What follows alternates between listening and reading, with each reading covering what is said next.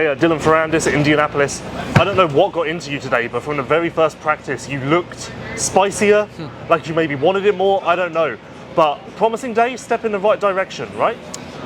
Yeah, I think it's just because my shoulder is finally getting better from the crash I had before Tampa. I've been struggling a lot the last couple of weeks with pain and just couldn't train, couldn't really recover. A lot of pain at night. Like I had to take pretty much every day painkiller, so that's been a problem. And this week finally was a step in the right direction. And I think that's the only reason why I was riding a little better today. Overall, your season has actually been quite strong. Aside from the injury, quite consistently there. Like, you must be happy with the way this is trending.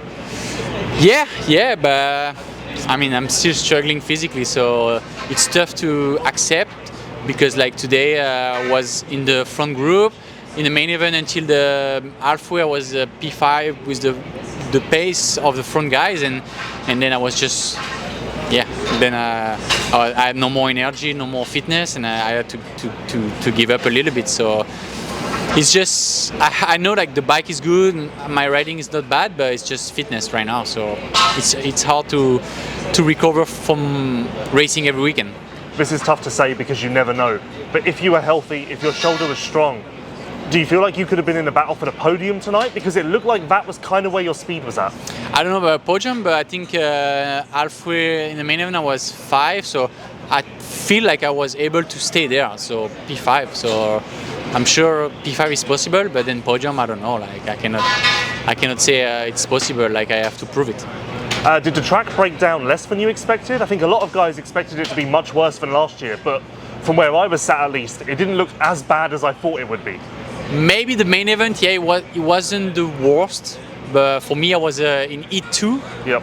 The track was like unreal, and even all day like in practice it was gnarly. Like this track is really one of the most challenging but also dangerous, I would say, because at some point we reach a point of the track gets almost unrideable. Yeah. Tough question to end, so bear with me. Are you hoping to maybe get a chance at a HRC fill-in? Have there been discussions? Is it a possibility maybe? No, unfortunately last week they told me it would not be possible to ride the bike. They're gonna try to provide me parts, like HRC parts to help get my bike better, but no, there will be no filling for me. What HRC unfortunately. What HRC parts do you feel like you need? Is there an area where you feel like you're lacking and that factory backing could really push you forward? I mean, I don't know. First, it will be it always been my dream to try that bike, to ride this bike. But also, I would be curious to try it and see how much it's better than mine. You know, like honestly, I don't know because I never rode that bike. So, I mean, obviously, when I see the Hunter and Jet, and even in MXGP, the bike is awesome. Like that's for sure. But how much better is it than my bike? I don't know.